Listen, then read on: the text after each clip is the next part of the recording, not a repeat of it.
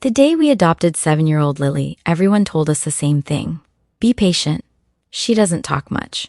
She'll need time. We thought they meant a few weeks.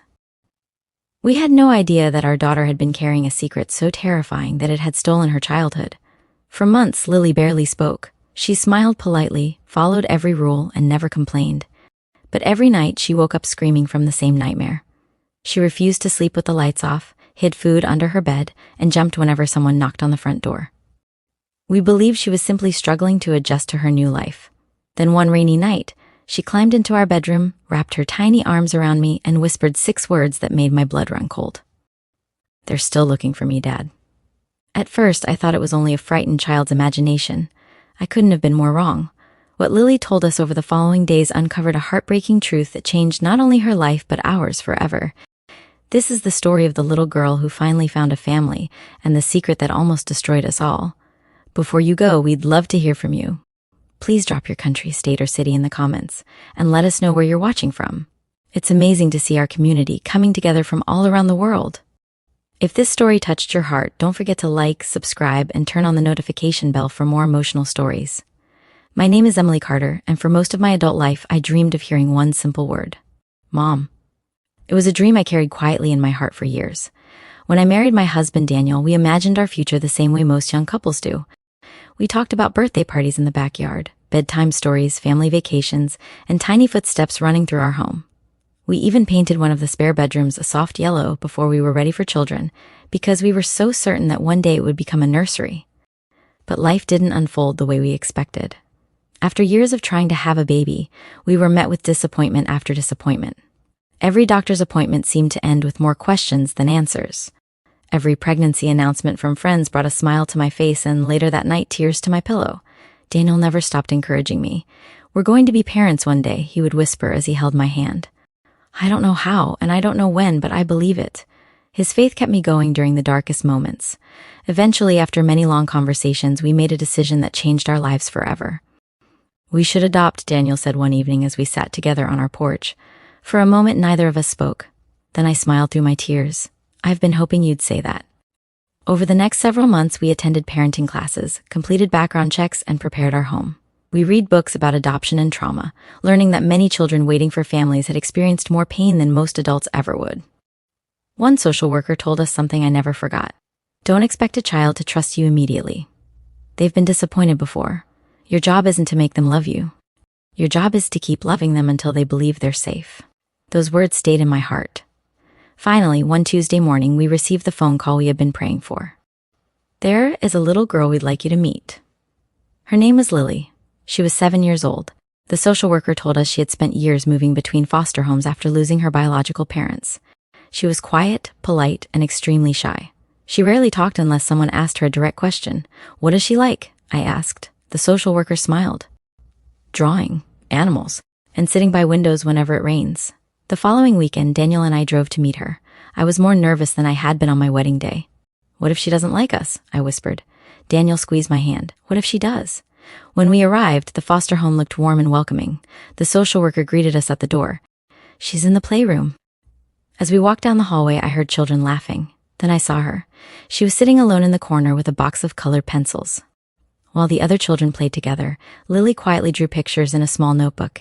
She didn't seem lonely. She seemed careful. The social worker knelt beside her. "Lily." She looked up with beautiful hazel eyes framed by soft brown hair. "I'd like you to meet Emily and Daniel." She looked at us for only a second before lowering her eyes again. I smiled gently. "Hi, Lily." She gave the tiniest nod. Daniel sat on the floor a few feet away so he wouldn't seem intimidating. "What are you drawing?" Without speaking, Lily turned the notebook toward us. It was a picture of a little bird sitting alone on a tree branch beneath a gray sky. "It's beautiful," I said honestly. For just a moment, I thought I saw the corners of her mouth lift into the smallest smile. During the next hour, we colored pictures together. Daniel accidentally colored outside the lines, making Lily giggle quietly. It was the first sound we had heard from her. That tiny laugh filled my heart with hope. Before we left, I knelt beside her. "It was really nice meeting you today." She looked at me silently. Then, in a voice so soft I almost missed it, she whispered, "You'll come back." I felt tears sting my eyes. I smiled and nodded. "Yes, we'll come back." As we drove home, neither Daniel nor I spoke for several minutes. Finally, he broke the silence. "I think she's the one." I looked out the window, remembering the sadness in Lily's eyes. I think she's been waiting for someone to keep their promise. 2 weeks later, we signed the adoption papers. As we drove home with Lily sitting quietly in the back seat, clutching her small backpack and worn teddy bear, I looked at her in the rearview mirror. She stared out the window without saying a word. At that moment, I silently made a promise. No matter how long it took, no matter how difficult the journey became, this little girl would never have to wonder again if someone was coming back for her. The first few weeks after Lily came home were nothing like I had imagined. I had pictured movie nights, baking cookies together, and hearing laughter fill our house. I dreamed about brushing her hair before school, helping with homework, and tucking her into bed every night. Instead, our home was almost completely silent. Lily was kind. She was polite. She always said please and thank you, but she kept an invisible wall around her heart. Every morning I made breakfast while Daniel packed her lunch for school. Lily, I would say with a smile, I made pancakes today. She would quietly sit at the table, eat only one pancake, whisper thank you, and leave the rest untouched. At first, I thought she simply wasn't hungry. Then one afternoon, while changing the sheets in her bedroom, I discovered several slices of bread, crackers, and apples hidden beneath her bed. My heart broke. She wasn't hiding food because she was naughty. She was afraid it might disappear. That evening, I gently asked her about it. Lily, sweetheart, you know you'll always have food here, right? She looked down at the floor. After a long silence, she whispered, in my old house, sometimes there wasn't enough. I couldn't hold back my tears. I knelt beside her and wrapped my arms around her. You'll never have to hide food again. As long as I'm your mom, you'll never go hungry. She didn't hug me back, but for the first time, she didn't pull away either. That small moment felt like progress. The nights were even harder. Almost every night, Lily woke up screaming. Sometimes she cried so hard that she couldn't catch her breath. Daniel and I would rush into her room. It's okay. You're safe. We're here. She would cling to her teddy bear with shaking hands, looking around the room as if she expected someone to be standing in the shadows. One night she grabbed my wrist so tightly it hurt. Don't let them take me. I froze. Who's going to take you? She immediately became quiet. I don't know. She rolled over and refused to say another word. The next morning, it was as if the conversation had never happened. She smiled politely, finished her cereal, packed her school bag. But I couldn't stop thinking about those words. At school, her teacher told us Lily was doing well in class. She's incredibly smart, Mrs. Harris said. She finishes every assignment, but she rarely talks to the other children. Does she have any friends? Mrs. Harris smiled sadly. They all try to befriend her. But Lily always keeps to herself. One afternoon, I arrived early to pick her up. From the parking lot, I saw several girls inviting her to play. Lily smiled politely. Then she quietly walked away and sat alone beneath a tree, drawing in her notebook. Watching her sitting there by herself broke my heart. When we got home, I had an idea. Would you like to bake cookies with me? She hesitated, then gave a tiny nod. For the next hour, we measured flour, cracked eggs, and mixed chocolate chips into the dough. Daniel walked into the kitchen just as Lily accidentally spilled flour all over the counter. Instead of getting upset, he picked up a handful of flour and pretended to sneeze, covering himself in white powder. Lily looked at him, then she laughed. Not a tiny giggle this time, a real laugh, the kind that filled the whole kitchen. Daniel and I looked at each other with tears in our eyes. It was the happiest sound we had ever heard. That evening, while I tucked her into bed, she surprised me. Mom? It was the first time she'd ever called me that. I smiled so brightly my cheeks hurt. Yes, sweetheart, the cookies were good. I laughed softly. They were. She looked at me for a long moment before quietly asking, will you still be here tomorrow? The question hit me like a punch to the heart. I leaned down and kissed her forehead. I'll be here tomorrow, and the day after that, and every day after. She closed her eyes. For the first time since coming home, she fell asleep without crying. I quietly closed her bedroom door and walked into the living room where Daniel was waiting. She called me Mom. His face lit up. Really? I nodded, unable to stop smiling. But even in that beautiful moment, I couldn't shake the feeling that something much deeper was hiding behind Lily's fear. She wasn't just afraid of being abandoned. She was afraid of someone. And I had a feeling that, sooner or later, the truth would find its way to our front door. The months that followed brought small changes, so small that anyone outside our family might not have noticed them. But to Daniel and me, they felt like miracles. Lily no longer flinched every time the front door opened. She stopped hiding bread and crackers under her bed. She began leaving her bedroom door open at night instead of keeping it tightly shut. Most importantly, she started smiling. Not all the time, but often enough that our house finally began to feel like a home. Every Friday became family night. We made homemade pizza, watched animated movies, and played board games in the living room. At first, Lily simply watched Daniel and me laugh. Then she slowly joined in.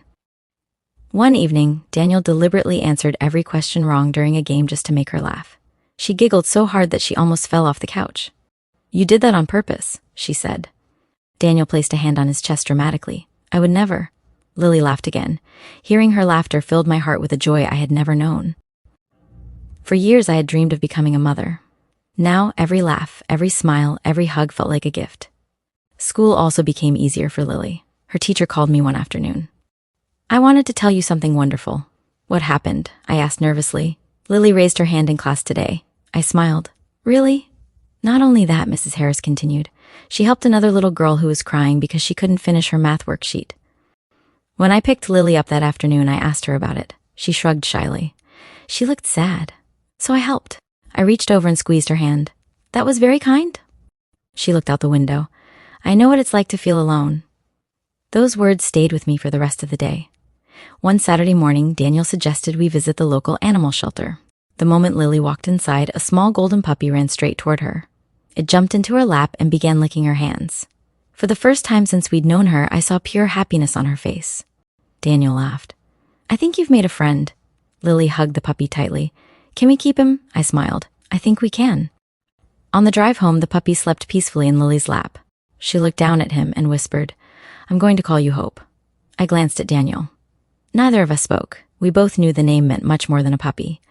Hope was exactly what Lily had begun to find. As summer arrived, our home became brighter than ever. Flowers bloomed in the garden. The windows stayed open, letting warm breezes fill the house.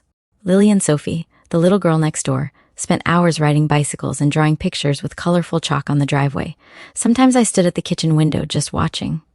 It was hard to believe this was the same child who had once sat silently in the corner of a foster home. One evening, while I brushed Lily's hair before bed, she looked at me through the mirror. "Mom?" "Yes, sweetheart." "Why did you choose me?" I stopped brushing. "What do you mean?" "There were lots of kids." "Why me?" I gently turned her around so we were face to face. "Oh, Lily. We didn't choose you because you were perfect. We chose you because the moment we met you, my heart already felt like you were my daughter." Tears filled her eyes. She wrapped her arms around me without saying a word. It was the longest hug she had ever given me. That night, after she fell asleep, Daniel and I sat together on the porch. "I think she's finally happy," I whispered. He smiled. "I think she's finally starting to believe she's home." I leaned my head against his shoulder. For the first time in years, I feel complete. Neither of us knew how quickly that feeling would be tested. A few nights later, a thunderstorm rolled across the neighborhood. Heavy rain pounded against the windows while flashes of lightning lit up the sky. Around 2 o'clock in the morning, I heard soft footsteps in the hallway. Our bedroom door slowly opened. Lily stood there wearing her pajamas, clutching Hope tightly against her chest. Her face was pale. Her hands were trembling. I quickly got out of bed. "Sweetheart, what's wrong?" She didn't answer. Instead, she walked straight to me and buried her face against my shoulder. I held her close. "It's okay. You're safe." She shook her head. "No." Her voice was barely a whisper. "They're going to find me." Every muscle in my body froze. I gently pulled back and looked into her frightened eyes. "What do you mean?" She looked toward the rain-covered window as tears streamed down her face. "They said, if I ever told anyone, they would come back for me." The room fell completely silent. Daniel sat up in bed, his face turning pale. I felt my heart pounding so loudly I could barely hear the rain outside. Whatever secret Lily had been carrying, it was far bigger and far more frightening than we had ever imagined. I barely slept for the rest of that night. Daniel and I sat with Lily on our bed until the storm passed. She clung to Hope, her little puppy, as if letting go would make something terrible happen. Every few minutes, she glanced toward the bedroom window. She wasn't looking at the rain. She was looking for someone. When the sun finally rose, I made her favorite breakfast, chocolate chip pancakes with fresh strawberries. Usually, the smell alone brought a smile to her face. That morning, she barely touched her food. Daniel gently pushed a glass of orange juice toward her. "Sweetheart," he said softly, "you don't have to be afraid." Lily looked down at her plate. "You don't understand. Help us understand," I whispered. "We're your family. You can tell us anything." She remained silent for so long that I thought she wasn't going to answer. Then she slowly looked at me. "Promise you won't send me away." My heart shattered. I walked around the table and knelt beside her chair. I took both of her tiny hands in mine. "Lily, listen to me. You are our daughter. Nothing you tell us will ever make us stop loving you. Nothing." Daniel nodded. "We promised you we'd never leave, and we meant it." Tears rolled down her cheeks. She took a deep, shaky breath. When I lived with my mommy, my real mommy, we lived in a little apartment. One night, I woke up because people were yelling. She stopped talking. I gently squeezed her hand. You don't have to rush. She closed her eyes. I looked through the crack in my bedroom door. There was a man. He was angry. He wanted something. Daniel and I exchanged worried glances. Lily continued in a trembling voice. My mommy told me to stay in my room. But I didn't. I watched. Her breathing became faster. I saw him push her. I heard something break. I got scared. I wrapped my arm around her shoulders. It's okay. You're safe now. She shook her head. He saw me. A chill ran down my spine. He looked right at me, and he said. She covered her face with both hands. If you ever tell anyone what you saw, I'll find you. The room became completely silent. I felt the blood drain from my face. Daniel reached for my hand beneath the table. Neither of us knew what to say. Lily, I asked carefully, did you ever tell anyone? She nodded. I tried, at the first foster home. What happened? They didn't believe me. They said I probably had a bad dream. She looked at the floor, so I stopped talking about it. My eyes filled with tears. This little girl had carried that fear all by herself for years. No child should ever have to do that. Daniel stood up immediately. I'm calling our social worker. Within an hour, Sarah Mitchell, the adoption social worker, arrived at our home. She sat beside Lily and listened patiently as our daughter repeated the story. When Lily finished, Sarah looked deeply concerned. I've read every report connected to Lily's case, she said quietly. This was never mentioned. Lily looked confused. I thought people already knew. Sarah shook her head. No, sweetheart, they didn't. After Lily went upstairs to play with Hope, Sarah turned to Daniel and me. If what Lily remembers is true, this could change everything. What do you mean? I asked. Lily's biological mother's death was ruled an accident. Daniel frowned. You're saying it might not have been. Sarah nodded slowly. It's possible. She immediately contacted the authorities and requested that Lily's childhood records be reviewed. The next 2 days felt endless. I tried to keep life as normal as possible. We baked cookies, read bedtime stories, watch movies together. But every time the phone rang, my heart skipped a beat. Then, on the third afternoon, Sarah called. Her voice sounded different. Emily, I've spoken with the detective. What did he say? There were details in Lily's story. Details that were never made public. I felt my knees go weak. Daniel caught me before I fell. Sarah continued. They believe Lily may have witnessed something important. The detective wanted to meet with us the very next morning. That night, after Lily fell asleep, Daniel locked every door and checked every window twice. Neither of us said much. The fear that had haunted Lily for years had quietly entered our own home. As I stood in the hallway watching my daughter sleep peacefully with Hope curled beside her, I made a silent promise. Whoever had stolen her childhood, whoever had made her live in fear, would never hurt her again. Not while I was her mother, no matter what the truth turned out to be. We were going to face it together. The next morning, I woke before sunrise. For a long time, I simply sat at the kitchen table with a cup of coffee growing cold in my hands. My mind kept replaying Lily's words. If you ever tell anyone what you saw, I'll find you. No child should have to carry a memory like that. Daniel walked into the kitchen and quietly sat beside me. Did you sleep? I shook my head. Not really. Me neither. Neither of us was afraid for ourselves. We were afraid for our daughter. At 9 o'clock, we arrived at the police station. Lily sat between Daniel and me, holding Hope's blue collar in her hand. We had left the puppy at home, but she wanted something that reminded her of him. A detective named Michael Harris greeted us warmly. He wasn't wearing a uniform, only a simple suit, and he smiled gently when he spoke to Lily. Hi, Lily. My name is Michael. I'm not here to scare you. I'm just here to listen. Lily nodded but stayed close to me. The detective led us into a comfortable interview room with soft chairs and shelves filled with toys and coloring books. I want you to know something, he told Lily. You're not in trouble. You've done nothing wrong. She looked at him for a long moment before asking quietly, Will you believe me? The detective didn't hesitate. Yes, I will. For the first time, I saw a tiny bit of relief on Lily's face. Slowly, she began telling her story again. She described the apartment where she had lived with her biological mother. She remembered the old brown couch, the broken kitchen clock, and the rain outside the window that night. Then she described the man. He was tall. He wore a black jacket. He had a scar near his left eye. He smelled like smoke. Detective Harris stopped writing for a second. Are you sure about the scar? Lily nodded. I remember because he looked at me. He got really close. He pointed at me. The detective exchanged a quick glance with another officer standing near the door. Something in Lily's memory had caught their attention. After nearly 2 hours, the interview ended. Before we left, Detective Harris looked at Daniel and me. There are details Lily shared today that match evidence from the original investigation. My heart pounded. What does that mean? He took a deep breath. It means her memories appear to be genuine. We're reopening the case. As we walked back to the car, I felt both relieved and terrified. Relieved because someone finally believed our daughter. Terrified because the truth was much bigger than we had imagined. That evening, Daniel installed security cameras around our house. He checked every lock twice before we went to bed. When I asked why, he tried to smile. Just being careful. But I knew the real reason. He was afraid. So was I. 3 days later, Detective Harris called again. Emily, we found something. My hands immediately started shaking. What is it? We located a witness who lived in the same apartment building years ago. He remembered hearing an argument the night Lily's mother died. He also remembered seeing a man leaving the building in a hurry. The description matches what Lily told us. I closed my eyes. For years, everyone had believed it was just a tragic accident. Now that belief was beginning to crumble. That night, after Lily had gone to sleep, Daniel and I sat quietly on the back porch. I keep thinking about her, I whispered. She was only 5 years old.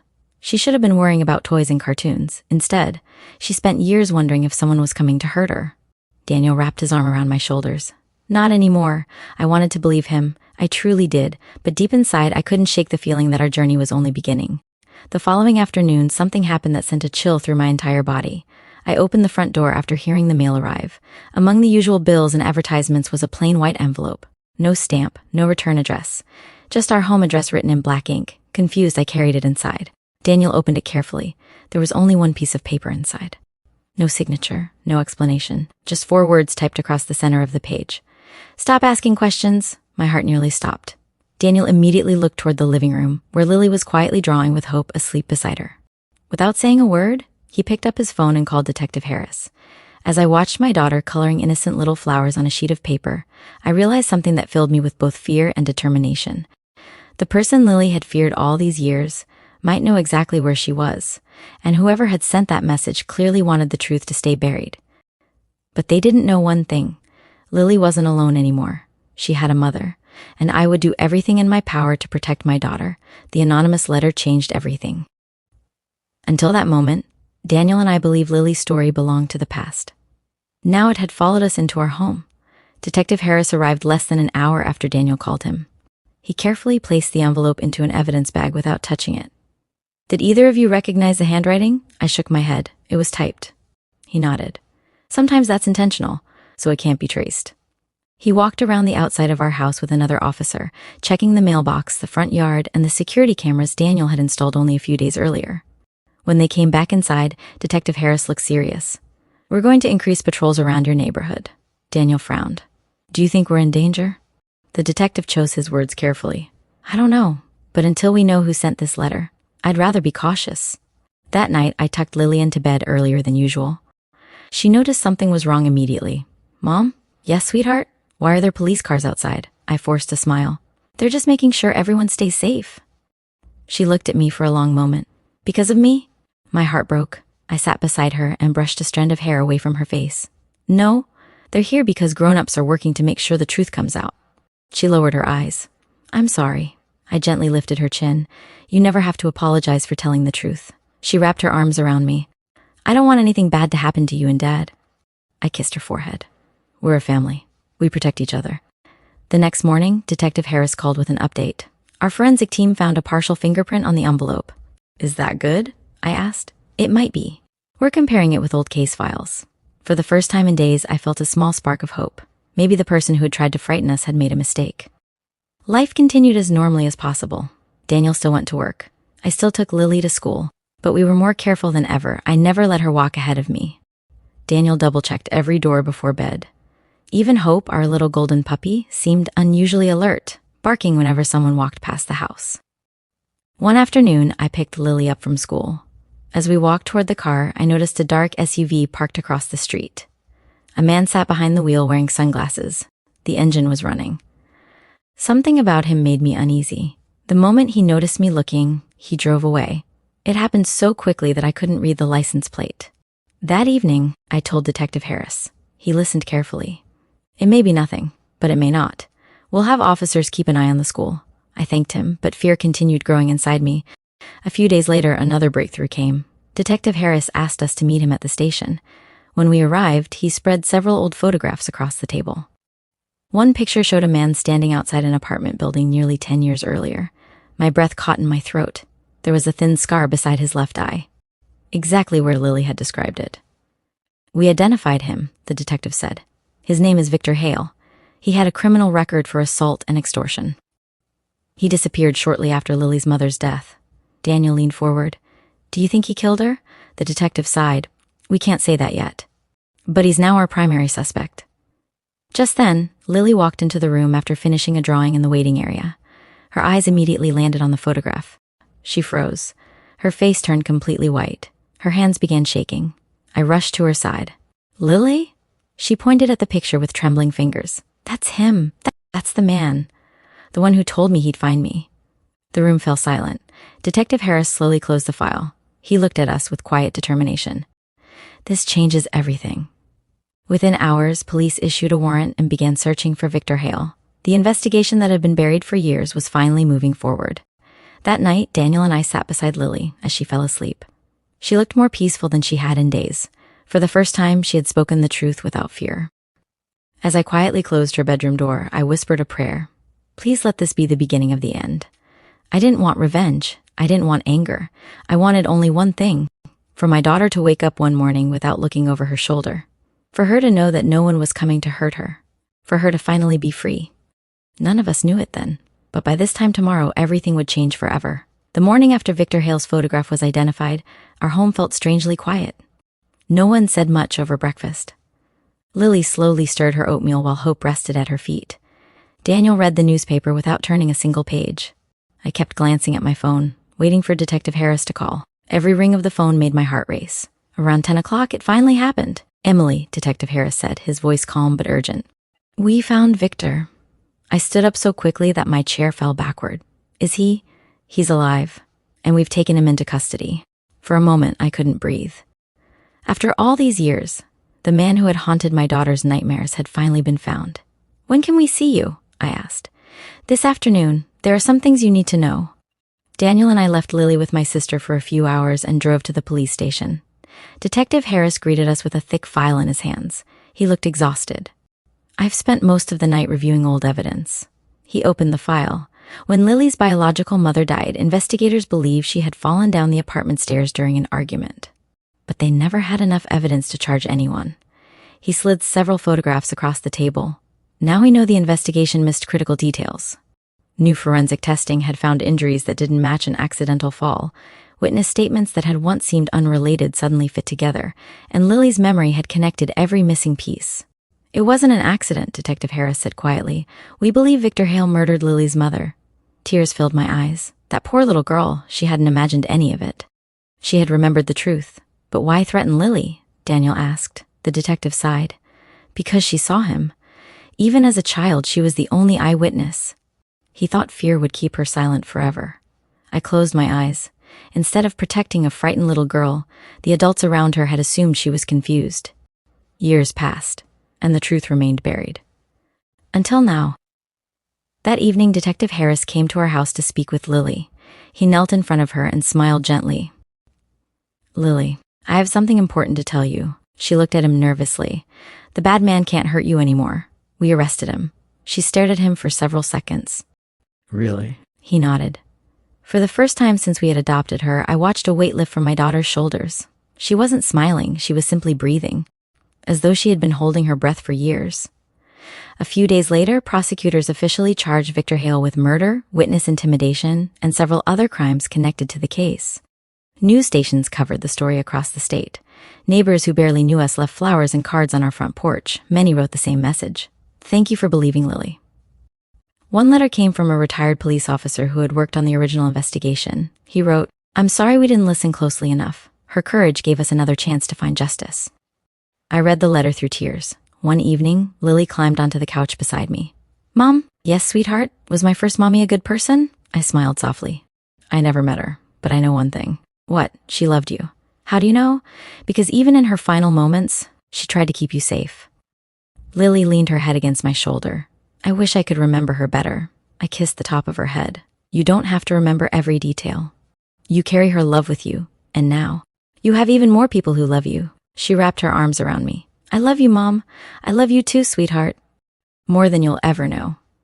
That night, after Lily had gone to bed, Daniel joined me on the back porch. The stars filled the sky above us. We finally did it, he whispered. I nodded. Justice came. But more importantly, our daughter is finally free. For the first time since Lily had entered our lives, I looked toward her bedroom window without fear. No more secrets. No more threats. No more nightmares controlling her future. The little girl who had once been too frightened to speak had found her voice. And because one brave child chose to tell the truth, her mother's story would never be forgotten. The darkness that had followed Lily for so many years had finally come to an end. Now, at last, her life could truly begin. 6 months passed after Victor Hale's arrest. For the first time since Lily came into our lives, our home felt completely different. The fear that had once lingered in every corner was slowly disappearing. There were no more police cars outside our house, no more anonymous letters, no more checking the windows every hour before bedtime. Instead, our evenings were filled with laughter, homework around the kitchen table, and hope chasing tennis balls across the backyard. One evening, I noticed something that brought tears to my eyes. Lily had fallen asleep on the living room couch, not with the lights on, not clutching her teddy bear in fear, just peacefully sleeping while Hope curled up beside her. It was the first time I had ever seen her sleep without fear. I quietly covered her with a blanket. Daniel wrapped his arm around my shoulders. Look at her, I smiled. A few weeks later, we received another phone call from Detective Harris. The trial begins next month. Although Victor Hale had pleaded against him had grown overwhelming, Lily's testimony, the witness statements, the new forensic reports, and years of overlooked evidence all pointed to the same truth. Still, I worried about one thing. Would Lily have to face him again? The prosecutor met with us before the trial. She spoke gently to Lily. You've already been incredibly brave. You may need to answer a few questions. But you'll never be alone. Lily looked at me. Will you be there? I took both of her hands. Every second. And Dad? Daniel smiled. I'll be right beside your mom. The day of the trial arrived. Walking into the courthouse, I felt my heart pounding. Reporters stood outside. Cameras flashed, but all I could focus on was Lily's small hand holding mine. When Victor Hale entered the courtroom, Lily stiffened. For just a moment, I saw the frightened little girl she used to be. Then she looked at Daniel, then at me, and slowly took a deep breath. She wasn't alone anymore. When it was Lily's turn to speak, the courtroom became silent. She answered every question honestly. She didn't exaggerate. She didn't become angry. She simply told the truth. At one point, the defense attorney tried to suggest that she had imagined parts of her memory because she had been so young. Before I could react, Lily calmly replied, I may have been little, but I know what I saw. The courtroom fell silent. Even the judge looked moved. After several days of testimony, the jury left to deliberate. The wait felt endless. Daniel held my hand so tightly it almost hurt. Finally, the courtroom doors opened. Everyone stood. The jury returned. The foreperson looked toward the judge. We have reached a verdict. My heart felt like it would burst. On the charge of murder, we find the defendant guilty. Tears immediately filled my eyes. Daniel hugged me tightly. Across the room, Detective Harris quietly smiled. Victor Hale showed no emotion as officers placed handcuffs on him and led him away.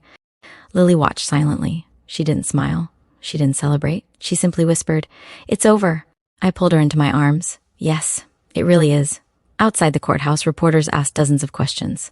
We chose not to answer most of them. This story had never been about becoming famous. It had always been about giving one little girl the chance to live without fear. That evening, we drove home together. As we pulled into the driveway, Lily looked out the car window and smiled. It feels different. What does? I asked. Home. It finally feels safe. Those words were worth more than anything else in the world. A few days later, Lily asked if we could visit her biological mother's grave. Together, the three of us stood quietly beside the simple headstone. Lily carefully placed a bouquet of white lilies on the grass. She closed her eyes. I hope you know. I'm okay now. I found my family. A gentle breeze moved through the trees. I slipped my arm around her shoulders. You'll always carry your first mother's love in your heart. And you'll always have ours too. As we walked back to the car, I realized something beautiful. Justice had not erased Lily's painful past, but it had given her something she had never truly known before. Peace. And from that day forward, our daughter finally began living like every child deserves, with hope in her heart and no fear of tomorrow. A year passed after the trial. Life finally felt ordinary. For many people, ordinary might sound boring. To our family, it felt like the greatest blessing we had ever received. There were no detectives calling our house. No court hearings, no frightening letters. No nightmares waking Lily in the middle of the night. Instead, our mornings were filled with laughter over breakfast, Rush searches for missing school shoes, and Hope barking excitedly whenever someone picked up his leash. One evening, as I watched Lily doing her homework at the kitchen table, I realized something remarkable. She was humming. It was such a small thing, but I'd never heard her hum before. For years, fear had stolen her joy so completely that even simple happiness had disappeared. Now it was returning, little by little. School became one of Lily's favorite places. She made several close friends and even joined the school's art club. Her drawings, once filled with gray skies and lonely birds, were now bursting with bright colors, flowers, smiling families, and sunny afternoons.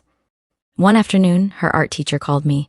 "Mrs. Carter, I wanted to share something with you." "What is it?" "We're entering Lily's painting in the state children's art competition." I smiled proudly. "She'll be so excited." The teacher laughed softly. "I think you'll be even more excited when you see it." That evening, Lily carefully unwrapped the large canvas she had been hiding in her bedroom. It showed a little girl standing between two women. One woman wore a white dress and looked up toward the sky. The other held the little girl's hand while smiling warmly. Above them, a golden sunrise stretched across the horizon. At the bottom of the painting were the words, "Love never leaves, it grows." I couldn't hold back my tears. "Lily, it's beautiful." She looked at me nervously. "I wanted both of my moms to be in it."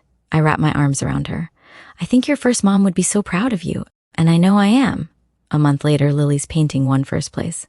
During the award ceremony, she was asked to speak for a few minutes. Standing at the microphone, she looked out at the audience with confidence I had never imagined she would have. "There was a time when I thought nobody believed me," she began. "But then I found a family who listened. They didn't ask me to forget my past. They helped me believe I could have a future." The audience erupted into applause. Daniel quietly wiped away a tear beside me.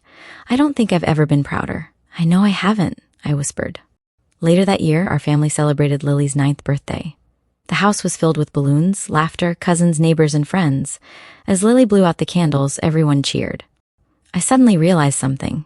This was the first birthday she had ever celebrated without fear, without looking over her shoulder, without wondering if someone was coming to find her. After the guests left, Daniel handed Lily one final gift. It was a beautifully bound photo album. Inside were pictures from every important moment since she had come home. The day we first met, her first day of school, baking cookies, adopting Hope, family vacations, Christmas mornings, the courthouse steps after the trial. Every page told the story of a little girl finding her way home. Lily slowly turned the pages. When she reached the last one, she found a handwritten note. It read, "Family isn't the people you're born to. Family is the people who never stop choosing you. Every single day. Love, Mom and Dad." Tears rolled down her cheeks. She looked at us and whispered, "I used to think nobody wanted me." Daniel gently shook his head. "We spent years praying for you, and when we finally found you, our family became complete." Lily threw her arms around both of us. "I love you." "We love you too," I replied, "forever." That night, after Lily had gone to bed, I walked into her room one last time. She was asleep, smiling peacefully, with Hope curled up at her feet. I quietly looked around the room. The walls were covered with colorful paintings. Her bookshelf was overflowing with stories. Family photographs filled every shelf. This room no longer belonged to a frightened little girl. It belonged to a child who finally knew she was loved beyond measure. As I switched off the light, I whispered a silent prayer of gratitude. Not because our journey had been easy, but because every tear, every sleepless night, and every difficult step had led us here. To a home filled with peace. To a daughter filled with hope. And to a family that had discovered the greatest truth of all: love cannot erase yesterday, but it has the power to transform tomorrow. 10 years have passed since the day Lily first walked through our front door carrying nothing but a small backpack, a worn teddy bear, and more fear than any child should ever have to carry. Today, our home is filled with photographs that tell the story of those years. There is a picture of Lily baking cookies with Daniel, both of them covered in flour and laughing. Another shows Hope chasing Lily through the backyard while she runs with the biggest smile on her face. There are school photos, birthday celebrations, family vacations, Christmas mornings, and countless ordinary moments that became extraordinary simply because we shared them together. Sometimes I sit in the living room with a cup of coffee and flip through those memories. Every picture reminds me of one truth. Healing doesn't happen all at once. It happens one kind word, one safe hug, one peaceful night, and one ordinary day at a time. Lily is 17 now. She's kind, thoughtful, and wise beyond her years. She still loves drawing, but now her artwork hangs in local galleries and community centers. She often paints children surrounded by light, hope, and families holding hands. Whenever someone asks why she paints those images, she simply smiles. Because every child deserves to feel safe. One Saturday morning, Lily joined Daniel and me on the porch. She looked unusually nervous. "I have something to tell you." Daniel smiled. "What is it?" She handed us a large envelope. My hands trembled as I opened it. Inside was a letter from a university. I read the first sentence and immediately burst into tears. "What is it?" Daniel asked. I handed him the letter. He looked at it for only a few seconds before his eyes filled with tears too. Lily had been accepted into one of the state's top universities to study psychology. She wanted to become a child trauma counselor. "I know what it feels like to believe nobody understands you," she said softly. "If I can help even one child feel less alone, then everything I went through will have a purpose." Daniel stood up and hugged her tightly. "Your past doesn't define you, but your compassion will change lives." The months passed quickly. Graduation day arrived. Watching Lily walk across the stage in her cap and gown felt almost unreal. As her name was announced, the audience applauded loudly. I remembered the little girl who had once been too frightened to raise her hand in class. Now she stood confidently before hundreds of people. After the ceremony, the principal stopped us. "I hope you know how extraordinary your daughter is." I smiled. "I've known that since the day I met her." A few weeks later, Lily asked us to visit the cemetery where her biological mother was buried. It had become a quiet tradition over the years. This time, she carried 2 bouquets of white lilies. She placed one on the grave, the second she handed to me. "For you," she said. I looked at her in surprise. "Why?" "Because you became my mother the day you chose to love me." I couldn't hold back my tears. I embraced her as tightly as I could. Standing there together, I silently thanked the woman who had given Lily life. Though she hadn't lived long enough to watch her daughter grow up, I hoped she somehow knew her little girl had found safety, love, and happiness. Several years later, Lily graduated from college with honors. True to her dream, she began working with children who had experienced trauma and loss. Every evening she came home with stories. Not stories she could share in detail, but stories of hope. "There was a little boy today," she told us one night. "He wouldn't speak to anyone." "What did you do?" Daniel asked. I sat beside him. "And I waited." She smiled. "I remembered someone once waited for me." Those words touched my heart deeply. Lily understood something many people never do. Sometimes healing doesn't begin with advice. Sometimes it begins with patience. One autumn afternoon, our family received an invitation that meant more than we could have imagined. The state honored Detective Michael Harris for solving several cold cases, including the one involving Lily's biological mother. He personally invited our family to attend. During the ceremony, Detective Harris looked toward Lily. "I've received awards before," he said, "but the greatest reward was watching one frightened little girl grow into a woman who now helps others." The audience stood and applauded. Lily quietly wiped away a tear. After the ceremony, Detective Harris smiled. You solved this case." Lily looked confused. "I did?" He nodded. "You found the courage to tell the truth. Everything else happened because of that." As we drove home that evening, I looked at my daughter sitting in the back seat. She wasn't the scared little girl who had asked me years ago if I would still be there tomorrow. She already knew the answer. Forever. Life has taught me many lessons. Some were joyful. Others were heartbreaking. But the greatest lesson came from a little girl who once believed she would never belong anywhere. Family isn't created by blood alone. It's created by promises that are kept. By showing up every single day. By listening when someone is afraid. By believing them when the truth is difficult to hear. Love cannot erase painful memories. It cannot change the past. It cannot bring back the people we've lost. But love can do something just as powerful. It can give someone the courage to live again. Today, Lily often tells the children she counsels something she once needed to hear herself. You are not what happened to you. You are who you choose to become. Every time I hear those words, I smile, because I remember the frightened little girl who whispered, "They're still looking for me, Dad." And I look at the confident young woman standing before me now. The fear is gone. The silence is gone.